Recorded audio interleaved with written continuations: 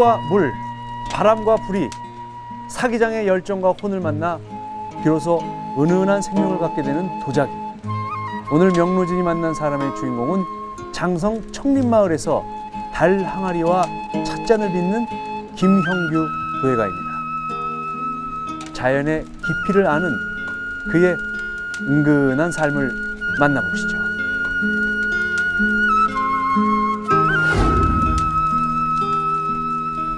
도자기 작업은 그런 것 같습니다. 흙도 중요하고 불도 중요하고 나무도 중요하고 깨끗한 물도 있어야 되고 또 이렇게 바람을 읽을 수 있어야 되고 또 하늘을 보고 또 비 이런 것들도 읽어야 되고 그러니까 음양과 오행을 골고루 조금 다 이렇게 다룰 줄 알아야 좋은 도자기를 만들 수 있는 것 같아요.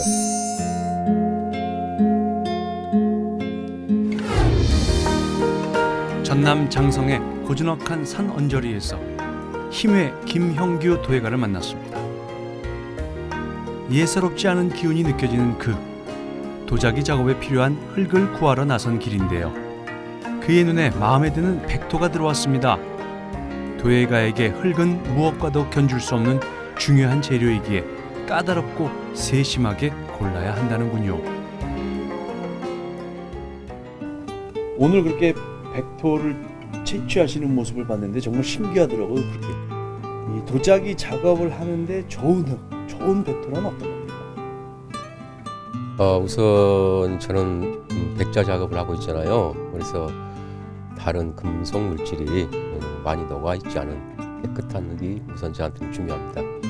저 같은 경우는 심리 안팎에 있는 흙을 쓰려고 그래요. 네. 그래서 멀리 있는 흙을 가져다 쓰는 것은 제가 그때 데이터를 만드는 것도 힘들고 그래서 하루를 편하게 가서 가져올 수 있는 그 거리 이게 저의 구역이죠. 구역을 그렇게 설정을 하고 그 안에 있는 표본들을 가져다가 실험을 하고 또 특색 있고 좋은 흙이 있으면은 그걸로 그래서 만들어보고 그랬습니다. 김형규 선생님께서 이렇게 도자기에 관심을 갖게 된 계기가 특이하다고 들었는데. 절에 있으면서 도자기를 공부를 했어요. 네. 절에서는 이제 뭐 윤회하는 그 설이 있습니다. 제가 뭐 7대째 이렇게 7번을 도자기를 굽는 도공이었답니다. 그래서 이번에도 그때 다 하지 못한 그 일을 하고자 해서 도자기를 시작했다는 그런 얘기를 들어봤어요. 저도 믿기지 않는 얘기입니다만은 그래서 모든 것이 다 우연히 이루어진 것은 아닌 것 같아요. 그래서 모든 것이 다 정해져 있고 정해진 대로 제가 그냥 거기에 맞춰서 가고 있는 것 같습니다. 사실 도자기보다도 뭐 과정이긴 합니다만 불 때는 가마 당작을 넣어서 불을 때는 것을 가서 보고 가슴이 아주 터질 것 같았어요. 그래서 그 태양의 한 점을 가마 속에 넣고 자유자재로 다루는 그 사기장들을 이렇게 보고 또 그 환희에 찬 그 그릇들 이것들 세상 과연 이런 빛이 세상에 존재할까? 사실이 없습니다. 그러니까 도자기도 도자기지만 처음에 그 가마 속에 불꽃을 보고 거기에 확 반하셔가지고 그렇죠. 결국은 출발하셨다가 다시 속세로 돌아오셨네요. 그 불 때문에. 불 때문에 다시 돌아가겠죠.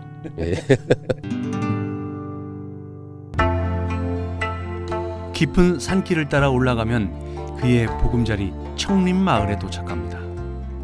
도자기 작업에 좋은 터를 찾던 중 꿈에 본 장소를 찾아 무작정 산을 오르다 발견한 곳이죠.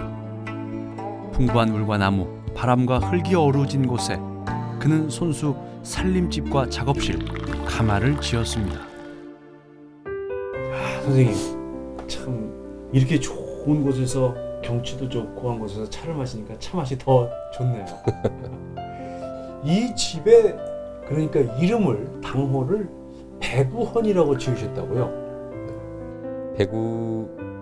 배구헌은 제가 집을 짓는데 굉장히 좀 여러 가지로 체력적으로도 좀 고갈되기도 하고 이러면서 낮잠을 잤어요. 네. 마루에서 저 밑에 밭에서 제가 밭을 갈고 있었습니다.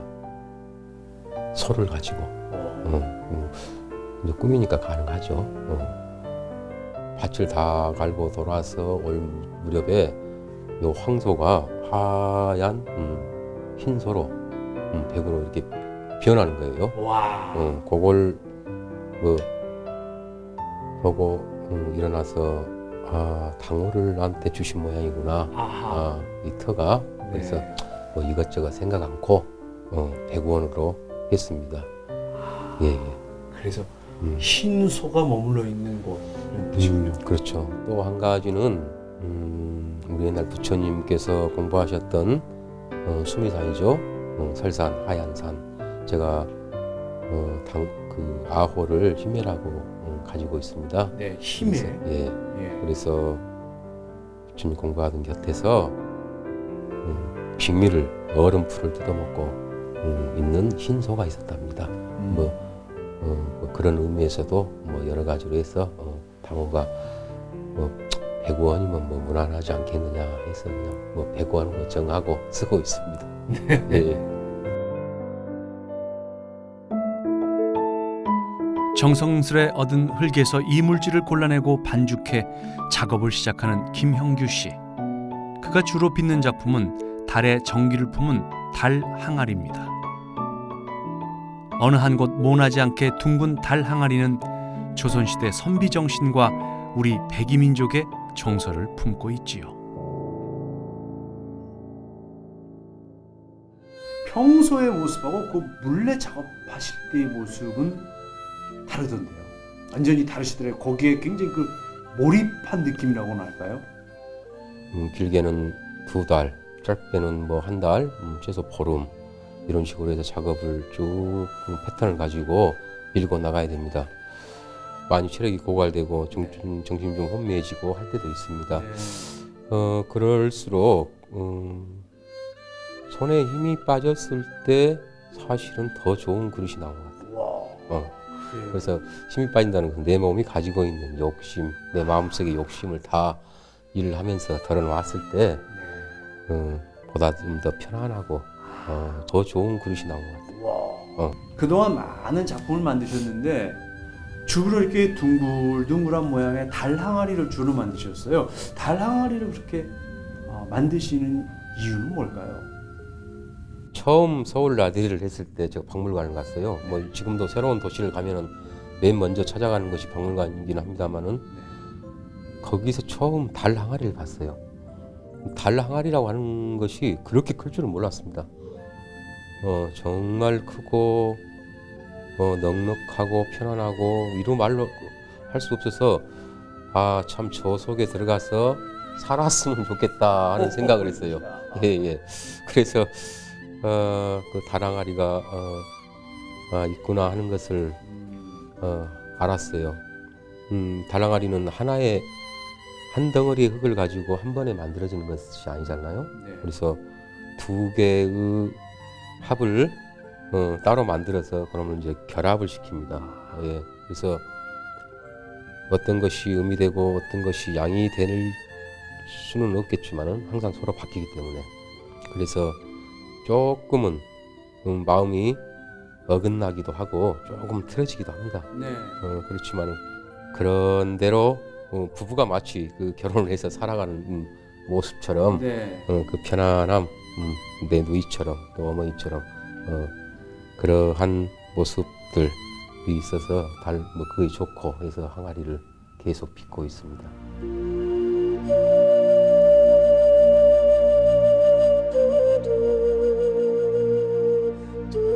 마음을 비우고 작업에 몰두하기를 여러 달, 가마를 채울 만큼의 작품이 만들어지면 비로소 가마에 온기가 깃들게 됩니다. 1년에 2-3차례 정도 있는 아주 중요한 작업이지요. 그는 불을 떼는 일이 사기장의 감각과 노력만으로 되는 것이 아니라 자연이 돕고 하늘이 보살펴야 한다고 믿습니다. 그래서 가마에 불을 떼기 전 지극한 마음을 담아 재를 올리지요. 정성이 하늘에 닿고 가마신의 마음을 움직여 좋은 작품이 나오길 바라는 겁니다. 바람과 온도, 불을 떼는 나무의 상태까지 수많은 요소들이 조화를 이뤄야만 작품은 온전한 생명력을 얻게 되는데요. 앞으로 이틀 동안 그는 잠도 끼니도 거른 채 가마 옆을 지킬 겁니다. 이 도자기 작품을 만드는 전 과정에서 사실 불 떼는 작업이 굉장히 중요한 작업이라고 생각이 되는데요. 사기장에게 과연 이 가마 작업, 불 떼는 작업은 어떤 의미인가요? 우리 어머니들이 네. 시집으로 오셔서 김장을 한 40번 하고 나면은 할머니가 되셔서 더 이상 일을 할 수 없답니다. 그렇죠. 아마 도자기 그 작업을 하는 사기장들도 마찬가지가 아닐까 싶습니다. 저 또한 열심히 작업을 하고 불떼기를 하고 있습니다만은 그래야 1년에 2-3번 정도입니다. 네. 이렇게 불떼기를 평생 해도 뭐 50-60번 정도에 밖에 할 수 없어요. 그것을 가지고 백자 또는 도자기를 다 내가 알 수 있다고 하는 것은 참 어떻게 보면 억지스러운 일이죠. 네. 예, 그래서 우리 도자기 작업은 또 불떼기는 특히 불떼기 작업은 대의를 이어서 해야 하지 않을까 싶습니다. 그래서 첫 번째 주자가 바람이라든가 또 나무가 많은 곳에 가마를 앉히는 태토 작업을 하고 두 번째 주자가 와서 그릇을 열심히 만들고 또 불을 열심히 떼보고 세 번째 주자가 그것을 정립시켜서 딱 안착시키는 일. 그래서 꼭 3대는 필요한 것 같습니다. 지금까지 많은 작품들을 만드셨고 또 열심히 살아오셨고 예술 활동을 하셨는데 앞으로 이것만은 꼭 이루고 싶다 하는 것이 있으시다면요? 제가 가지고 있는 흙이 지방 민요에서 본조 불떼기를 했던 옛날 그 이쪽 어른들이 그 흙을 가지고 작업을 하고 있습니다. 네. 그분들의 어떤 애완이라든가 그분들의 또 그 삶 이것들을 한번 제가 답습하고 다시 꼭 해보고 또 그분들한테 누가 되지 않는 그런 가마를 계속해서 조금 더 안정시켜서 네. 제 제자나 후손에게 이렇게 물려주고 싶습니다.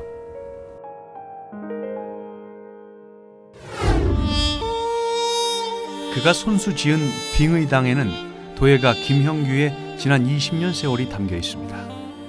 도예 작업을 통해 자신을 수행해온 그의 시간과 열정, 그리고 혼이 녹아든 작품들은 청아한 빛깔 속의 세상의 모든 아름다움을 품고 있지요.